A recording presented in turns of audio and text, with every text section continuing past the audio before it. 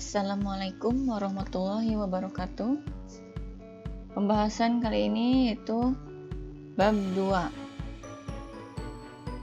Materinya tentang teks pidato persuasif. Yang akan kita bahas terlebih dulu tentang apa aja yang akan kita bahas di dalam teks pidato persuasif. Ada pengertian, jenis teks, struktur, ciri kebahasaan, dan menyimpulkan, menganalisis tujuan pidato persuasif, dan yang terakhir, menulis teks pidato persuasif. Pertama kita bahas tentang pengertian teks pidato persuasif. Sebelum kita mengetahui tentang pengertian teks pidato persuasif, kita bahas tentang 3 kata yang terdapat di dalam teks pidato persuasif. Ada teks, pidato, dan persuasif atau persuasi. Teks itu kata-kata. Pidato itu berbicara di depan halayak dengan topik tertentu dan tujuan tertentu.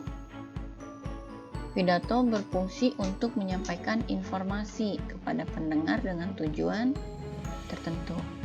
Persuasif atau persuasi itu komunikasi yang digunakan untuk memengaruhi dan meyakinkan orang lain. Melalui persuasi, setiap individu mencoba berusaha memengaruhi kepercayaan dan harapan orang lain. Jadi, teks pidato persuasif adalah pesan yang disampaikan kepada sekelompok halayak oleh seorang pembicara yang hadir untuk memengaruhi pilihan halayak melalui pengkondisian, penguatan, atau pengubahan tanggapan atau respon mereka terhadap gagasan, isu, konsep, atau produk.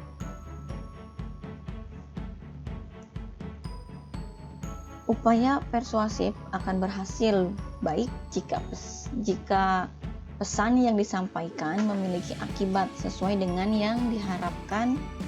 Pesan tersebut dalam beberapa hal memengaruhi pilihan halayak. Ada beberapa cara memersuasi, antara lain menggunakan etika yang tepat, menggunakan emosi yang stabil atau tidak menggebu-gebu, menggunakan logika atau ajakan sesuai dengan kenyataan. Tujuan dari teks pidato persuasif adalah untuk meyakinkan pikiran dan membujuk pendengar untuk melakukan sesuatu. 2. Jenis teks pidato persuasif. Jenis teks pidato persuasif itu ada 4. Pidato impromptu, pidato manuskrip, pidato memoriter, dan pidato extemporer. Apa itu pidato impromptu? Pidato impromptu itu membutuhkan banyak latihan yang kemudian membentuk jam terbang, karena impromptu adalah pidato yang disampaikan tanpa persiapan sama sekali, tanpa jam terbang yang cukup. Jadi tak ada seorang pun mampu melaksanakan metode ini. Terus ada pidato manuskrip. Pidato manuskrip adalah pidato membaca naskah atau menggunakan teks. Ini sungguh memudahkan untuk pembicara karena hanya perlu pemahaman tentang intonasi, stressing pada kata atau kalimat tertentu serta mengatur jeda. Biasanya metode manuskrip atau pidato manuskrip dilakukan untuk menyampaikan pernyataan-pernyataan resmi seperti pidato kenegaraan, pidato sambutan peringatan Hari Besar Nasional, penyampaian laporan keuangan, dan hal-hal serupa. Kemudian ada pidato memoriter. Memoriter itu menghafal. Biasanya para peserta lomba pidato biasanya menggunakan metode atau menggunakan pidato memoriter atau menghafal. Prosesnya akan cukup panjang, mulai dari melakukan riset, menulis naskah pidato, menghafalnya, dan menyampaikannya. Ingatan atau memori yang baik akan sangat menentukan keberhasilan penggunaan metode ini. Jadi untuk menggunakan metode pidato memoriter itu dibutuhkan konsentrasi, ya. Dan yang terakhir itu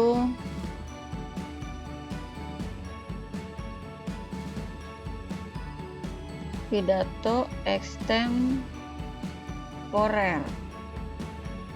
Pidato extemporer biasanya dipakai oleh pembicara atau public speaking yang sudah ahli atau sudah sangat berpengalaman.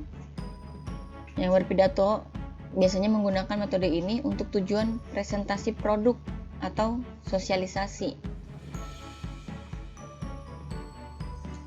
Pembicara dalam menggunakan extemporer itu memiliki kesempatan membuat outline atau kerangka pidato, poin-poin yang akan dibicarakan. Ini itu untuk jenis teks pidatonya. Selanjutnya yang ketiga, struktur isi teks pidato persuasif. Dalam struktur pidato terdiri dari 3 bagian. Ada bagian pembukaan, bagian isi, dan bagian penutup. Bagian pembuka atau pernyataan posisi itu ada salam pembuka, ucapan penghormatan, dan ucapan syukur. Bagian isi atau tahap argumen yang berikutnya, dan yang terakhir penutup atau penguatan pernyataan posisi. 4. Ciri kebahasaan dan menyimpulkan teks pidato persuasif. Ada kalimat aktif,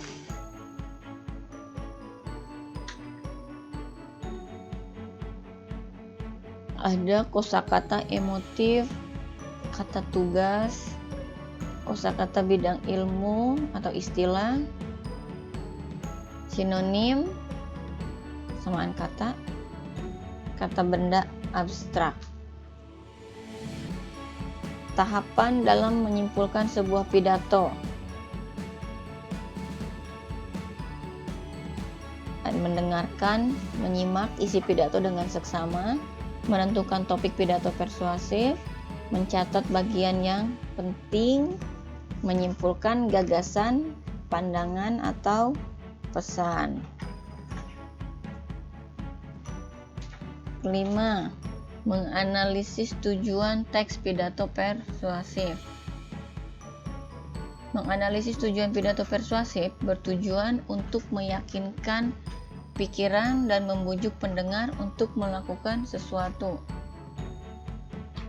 Seperti tadi, pidato persuasif itu berhasil ada beberapa persiapan dan latihan. Antara lain, mempelajari topik pidato, memahami tujuan pidato, memahami keadaan pendengar.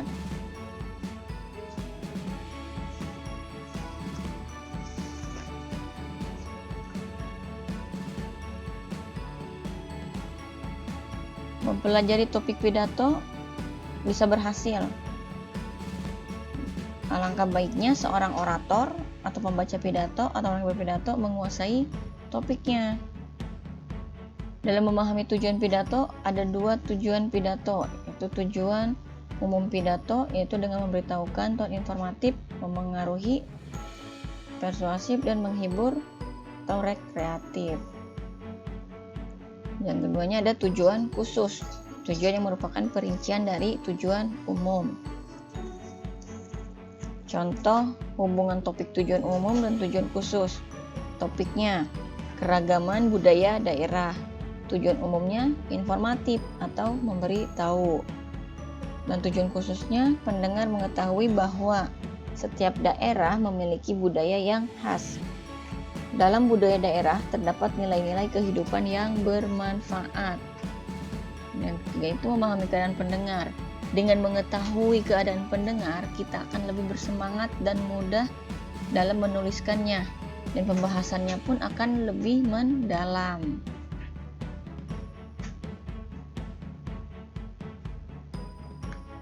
Menulis teks pidato persuasif. Adapun langkah-langkah menulis pidato atau membuat pidato itu dengan menentukan topik pidato. Topik hendaknya disesuaikan dengan situasi pendengar. Kemudian menentukan tujuan pidato. Tujuan pidato biasanya disesuaikan dengan topik pidato. Membuat kerangka pidato. Kerangka dibuat agar mudah dalam menyusun pidato. Mengembangkan kerangka pidato. Kerangka pidato dikembangkan dengan memerhatikan kebahasaan pidato.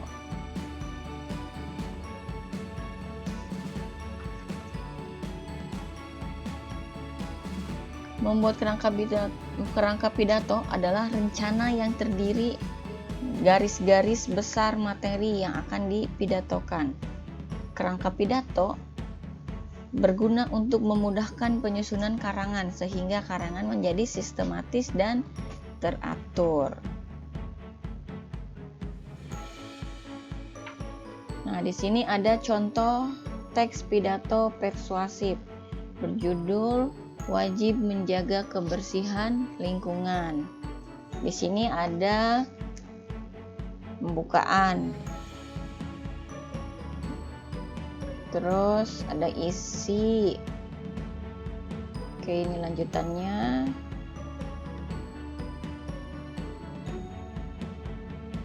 Ini juga lanjutannya, kalau bisa membacanya.